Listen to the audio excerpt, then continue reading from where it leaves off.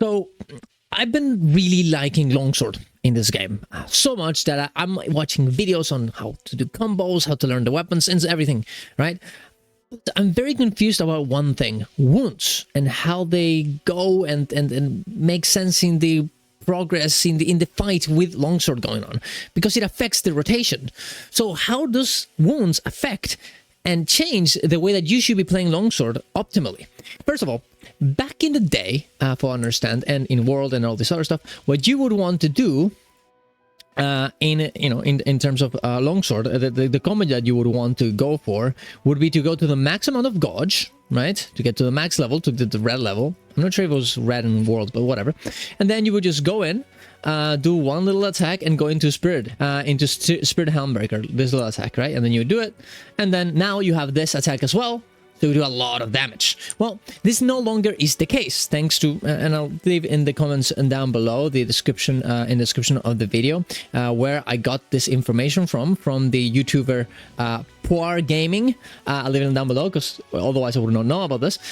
This is no longer optimal. The amount of damage you can actually do is not by doing the Spirit Helm combo, but instead being in red, gauge, right? Just like you can see right here.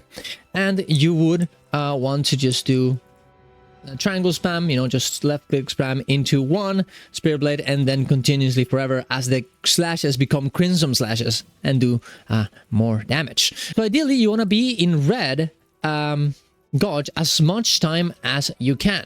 But this is kind of weird, because whenever you actually have a monster that has, the wounds happening right here, right? They can explode, but you're just damaging the enemy by doing this rotation, right? Like, look at this. I'm just going to be, like, attacking, like, oh, whatever. I'm not even attacking the place, right, where the wound is. And by mistake, I'm going to end up, making it disappear, which kind of sucks, because you want to spam them together. You want to explode them together to get the bonus damage from them, right?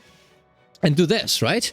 And also, whenever you do that attack, guess what? You get yourself gauge. So whenever you're in red, it kind of sucks that, you're doing this, you're exploding the things, you're getting nothing out of them, you're getting no gauge out of them, you're not getting, bonus damage, bonus gauge, you're getting nothing out of it, right? It sucks. So how can this be optimal? How can you make it so this works perfectly together? And I've really been putting a lot of effort into thinking, what can you do? Like, should you just, drop your gauge and then go in and destroy them so you can go back to red? Should you be just making them explode without doing this, right, entire thing, and just forgetting about the knockback that you produce? What should you be doing? And I think I have the perfect answer. Now, well, perfect a little bit, right? Because obviously there's going to be the situations when this is not going to be the monsters are different, they're going to be moving around. But ideally, I think, is that you attack the monster, try to not explode, try to not make explode any of the wounds, but if you explode one, that's okay, and keep doing damage to it while creating the wounds, right? Just do damage as much as you can around the boss to create as many wounds as you can, and then, oh, I don't know what happened there. And then, once you are done with your crimson, right, you go in, you do the attack, blast, boom, just like that. You lose all of your gauge, just like I did there. Look at that, I'm on white. Now you're like, oh my god, I lost all my power. What the fuck? Like, this is not good. I can't go back to red. Well, now you probably, in your monster, you have a lot of wounds ready to go. Focus strike them together, get the bonus, right? Boom, and get back to red gauge. Now the boss is knocked back, ready to go and do your crimson slash combo over and over again until you're done, and you do it again. Of course, there's going to be moments where this is not going to be applicable, right? Whenever you're not going to actually make another wound, whenever you're actually not going to be able to perform this correctly, exactly as you want it. But I think this is the best way of looking at it, guys. I've been really thinking my best on how to do it, and I think this is the most optimal, also the most greedy, but I mean, who cares, dude? We're trying to optimize this to the maximum extent. I think is the best. I think this is what you should be trying to aim for. I'm gonna go now and try and see if I can actually perform this in an actual fight to do my best of my abilities to show it as an example. Before I go through my own footage, I also want to show a little bit of a gameplay from Team Darkside, one of the most important creators in Monster Hunter, doing the speedrun against Tempered Oath Duna with Longsword. And I think a lot of the things that I talked about before are actually shown here as well. He uses Spirit Helmbreaker a bit early, actually, a bit early. because he probably knows that the boss is gonna, you know, not let him attack after this, right? He actually uses on the wound, but he doesn't go for it. He actually hits something else, creates a second wound on this side, gets away. He has 2 wounds now and uses the entire meter, right? Because he knows that now he can actually use one of the wounds and get themselves to the max level instantly without losing anything, right? You can see right here, he's gonna do an Irai just to dodge that. And now look at that. He's gonna destroy one of the wounds, get back to red instantly. Look at that. That's exactly the type of gameplay that we want. And look at that, this part as well.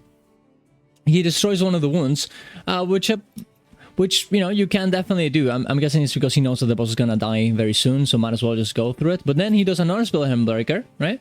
Boom.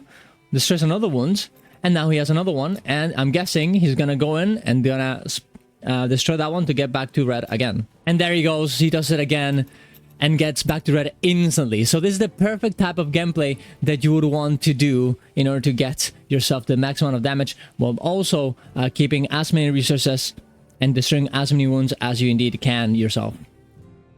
Here's another example from mine. I can just, you know, I'm trying to kill this Uxuwu, and I see that indeed there are multiple wounds.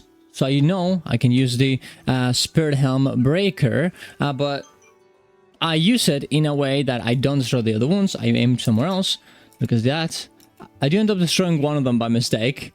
But actually, I don't know. I don't destroy the one. I just destroy the head. That's fine then.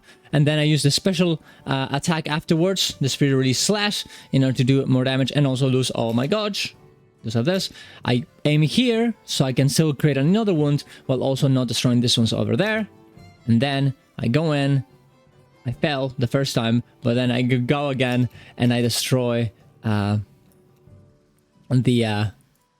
of those wounds together to do an insane amount of damage, and now I'm back to normal gauge level to get to Crimson. So this is exactly what you should be looking at, exactly the idea that you want. Just in case you guys don't know, the way that the combo goes, and you can go check the video out in the description as I said before, but it's just triangle, triangle, or left click, just oversell slash, the normal attack, then dodge and special action attack, and then EI slash into just Spirit Blade until you get to maximum gauge, fade slash with triangle and circle at the same time, and then Spirit Blade again until you get to red gauge. And then when you're in red gauge, you just do normal attack 3 times into 1, Spirit Blade with special weapon attack into 3 again, and so on until your red gauge is over. Then you Spirit Helm Break with normal attack to special weapon attack. You use the click again to do it, and then you press a special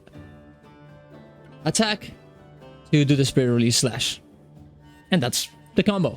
Now, you don't want to do the entire combo every time. There might be situations where you don't see that the boss has a wound, right? In which cases, if your red gauge is gonna be done, just do a Spirit Helm, right?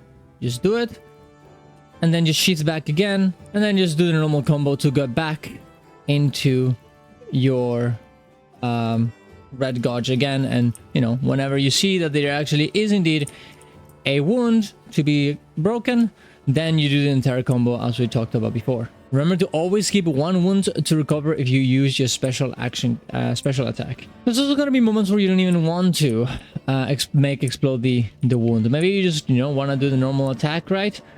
Do the Spirit Thrust and just do a little bit of damage again, in order just to create more wounds and then destroy all of them together, right? It's gonna be your decision. You're gonna have to play around and see what you like the most, but yeah. And let's say that you're also in this position where indeed you don't have red gauge, but you have wounds already. In which cases, it's completely fine to just destroy them, or destroy one at least, because that way you get into a red gauge instantly, right? At the end of the day, even if you're in silver and you have to do 2 gauges, if you destroy 1 wound, you're gonna get instantly yellow and you're gonna be able to go in there and get yourself into red super easy, right? And let's say instead that you are in silver and you have 2 wounds to destroy, just like this. You will destroy both of them and you're gonna get into red instantly, getting 2 of the whole gauges. So in both scenarios, it's actually probably better if you indeed are not in red whenever you do the wounding, because you have less possibilities of actually destroying the wounds.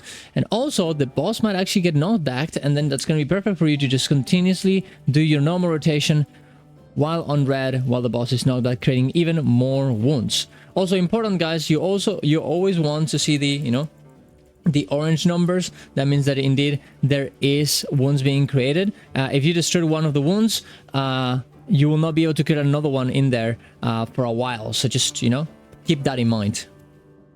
Change positions if you have to. Being said, that's all the video I have to do. Please tell me if you know, had any questions. Tell me anything about it. Tell me, you know, if you have any more ideas over this, and go to my Ko-Fi if you want to support my content. Go to my Twitch to watch me live playing any game, and also, well, I guess a lot of Monster Hunter now. And yeah, subscribe to the channel. See you guys around. Love you all. Bye.